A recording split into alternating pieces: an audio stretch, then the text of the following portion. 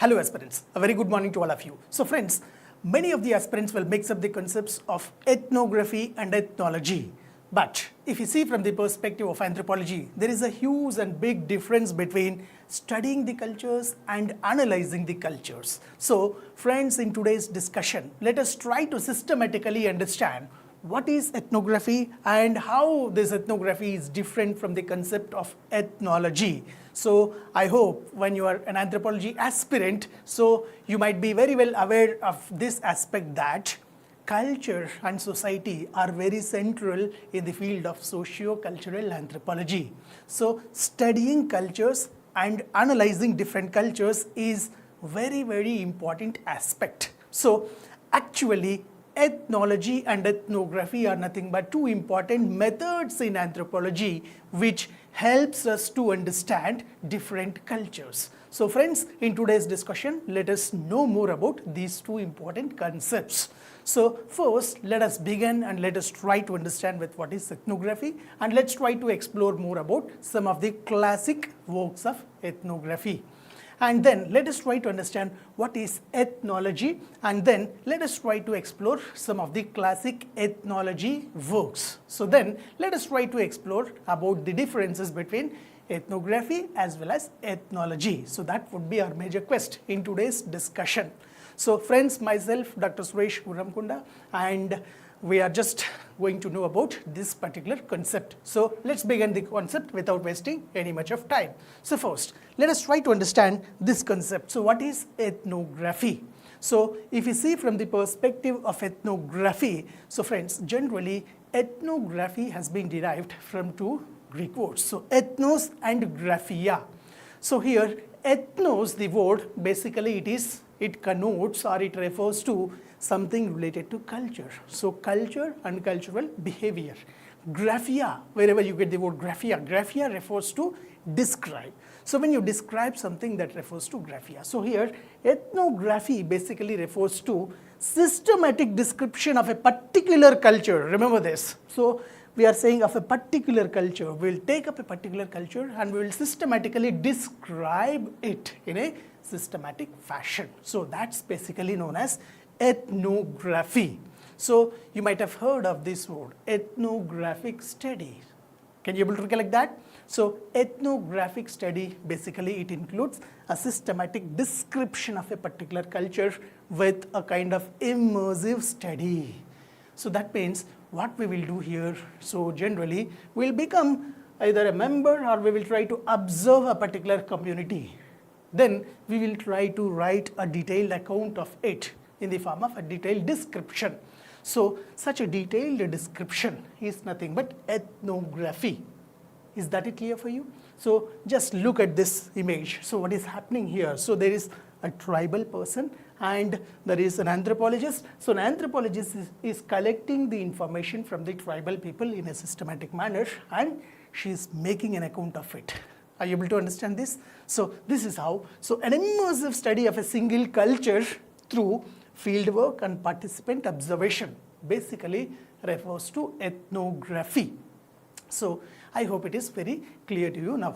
The basic understanding is that. So description of a culture is nothing but ethnography. So then if you see from the perspective of some of the important classic ethnographic studies. So if you see, there are some classic ethnographic works with us. So you can see one ethnographic work has been done by Malinowski. So the Argonauts of Western Pacific, it is one ethnographic work of Pacific Islanders. Then you can see the patterns of culture or the coming of age in Samoa. So Ruth Benedict. So they have all done some of the important ethnographic studies of a particular culture. So friends, so these are nothing but some of the classic ethnographic works. So let's say for example, if you take up the Toda tribes of Nilgiri Hills, and when you systematically study about the all cultural aspects of Todas, that becomes an ethnographic study. Is that clear? Let's say for example, how about the marriage system of Todas? How about the kinship pattern of Todas? How about the political organization of Todas? How about the economic organization of Todas? So when you try to mention all the aspects of the culture in a systematic manner, and if you describe it in a systematic manner, that is nothing but ethnographic study. So if you see more about some of the classic works and examples. So first example that we can see is from the perspective of the Malinowski's work of the Argonauts of Western Pacific Ocean, so which he has written in the year 1922. So what about this Argonauts of Western Pacific Ocean? So actually this is nothing but it's a field work among the Trobriand Islanders. So Trobriand Islanders, so Trobriand Islands is nothing but one of the island in Papua New Guinea. So it's in Pacific Ocean, Western Pacific Ocean. So in fact, he has done a systematic study of this particular Trobriand Islanders. And then he put forward the concept of Kularing, you can see. So that's what the contribution of Malinowski. And same Malinowski also has systematically studied the Toda tribes of Nilgiri Hills also. So that's another important aspect. So like that, so Bronislaw Malinowski has done some of the ethnographic studies. So that's one thing. So if you see Malinowski's contributions, Malinowski was one of the pioneer anthropologists who has systematically developed the concept of the method of participant observation. So becoming a member of the society and then observing the culture and then making an account. So that is nothing but participant observation method in anthropology. That clear for you? Now, so if you happen to just see some of the other aspects about Malinowski, he belongs to functionalism school of thought. So that's one thing. He has conceptualized the theory of needs, that is another important thing. Then theory of culture, he just put forwarded. And then he also made his contributions in magic, science and religion. So these things also you have to remember from the perspective of Bronislaw Malinowski. Okay, he was a functionalist.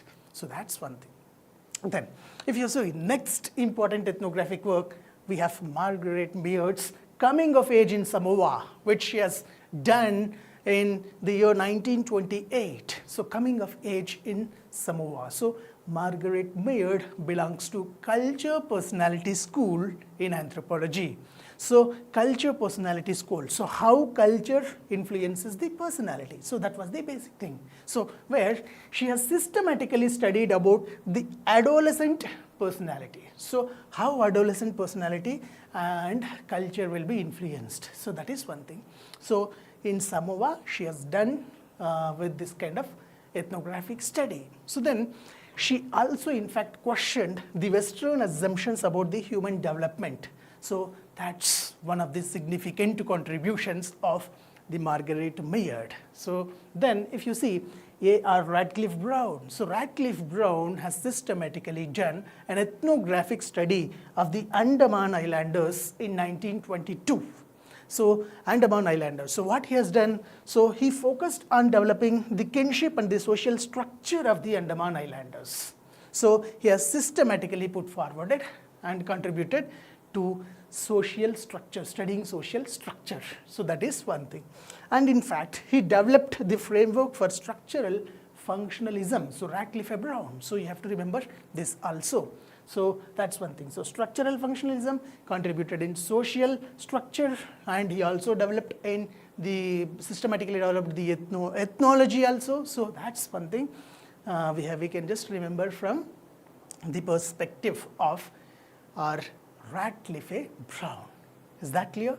Then, if you see next, you can think about the Evans Pritchard's contribution. So where Evans Pritchard has done an ethnographic work that is known as the New Year Communities ethnography. So New Year Community of South Sudan. So where it is an ethnography of the pastoral society in the Sudan. So New Year community is a pastoral community. So it is an ethnographic work related to that. Then he examined the kinship, politics, as well as the religion of the New Year community. So Evans Pritchard was significant in developing the ethnography of the New Year community.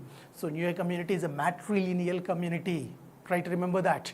And you can also see like some important aspects in the study of the New Year communities. Try to recollect all of those things. So that's one thing. So these are all nothing but some of the classic ethnographic works.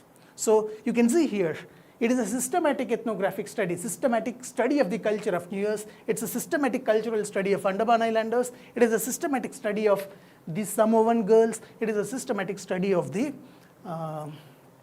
Western Pacific Island people. So these are nothing but ethnographic works. Is that clear for you? Now, let us try to understand more about the next concept, that is, what is ethnology? So, friends, ethnography tries to give a kind of detailed account of a particular culture. But what does ethnology will do? Ethnology is nothing but it's a grand comparison of different cultures. So we will take up different cultures and we will try to analyze and we will try to compare different cultures and we will explain one important aspect about the culture. Let's say, for example, so this is nothing but it's a comparative analysis of multiple cultures. So here what we do, let's take one concept. So kinship. We'll take up kinship, the concept of kinship in culture, and we will try to analyze the concept of culture in multiple cultures perspective. So there what happens, we will get a detailed understanding of the culture across the world or across the region. So that would be one thing that we'll be doing in ethnology. So again, ethnology is being derived from two Greek words, so ethnos and logos. Logos means to study, ethnos means culture. So it is a systematic study of culture where we will compare and we will analyze different cultures and we will come to a conclusion. So that's one thing. So just look at here. So ethnology refers to a comparative analysis of multiple cultures with the ethnographic data collected. Is that clear for you? So here we will compare and analyze different cultures. So that's what you have to remember. Now, if we try to understand, so here in this image also you can just see, so what the anthropologist is doing. So she is comparing different cultures. So she has collected the information and she is comparing the details, and that's how she is making an account of it. So that's one thing. Okay. Now let us further move towards some of the classic ethnographic works. So if you see from the perspective of classic ethnographic works, so we can see some of the ethnographic works like the African political system. So it is one thing, so it's a beautiful ethnological work which systematically explains about the political system in African community. That's one thing. Then the golden birth, so with respect to religion, so golden birth, so is another important ethnological work. So here we are taking up, like let's say for example religion, and we are comparing the religion in a systematic fashion and we are just letting it know. So that's nothing but the ethnological works. So let us know more about these ethnological works. So if you see from the perspective of Ruth Benedict's contribution, so Ruth Benedict, the one who belongs to Culture Personality School in anthropology, she has systematically done efforts in understanding the patterns of culture. So how cultural patterns will be formed and how it will be influenced, how it influences the personality. So that's the work done by Ruth Benedict in 1934. Then next, if you can see, Meyer-Fortis and Yvonne Pritchard, they have systematically done an ethnological work and they have compiled it in a book, that is the African Political Systems. This is an influential and important work of ethnology. Then if you can see from James Fraser's contribution, James Fraser has done a systematic study of magic and religion, and he systematically furnished his observations in the book, that is the Golden Birth. So that is one thing. So you can see the images of these people also. So he is Sir James Fraser. So he is one person, belongs to the classical school of evolutionism. So that's one thing. Then friends, you can just look at this Julian Stewart. So Julian Stewart. So what Julian Stewart has done? So Julian Stewart is a pioneer anthropologist belonging to the evolutionary school of thought. So where he systematically put forward and explained the methodology of multilinear evolution. So in evolutionary school, we have different types of evolution. So unilinear evolution, multilinear evolution, and universal evolution. You have to recollect them. So he was pioneered in explaining multilinear evolution. So there he systematically put forwarded his observations in the theory of the culture change. That's the work done by the Julian Stewart. Is that it clear for you? So that's one thing. So these are all nothing but some of the important ethnological works. So I hope you have understood what is ethnography and what is ethnology, right? So now let us try to just move forward and understand how basically we can define and we can differentiate them.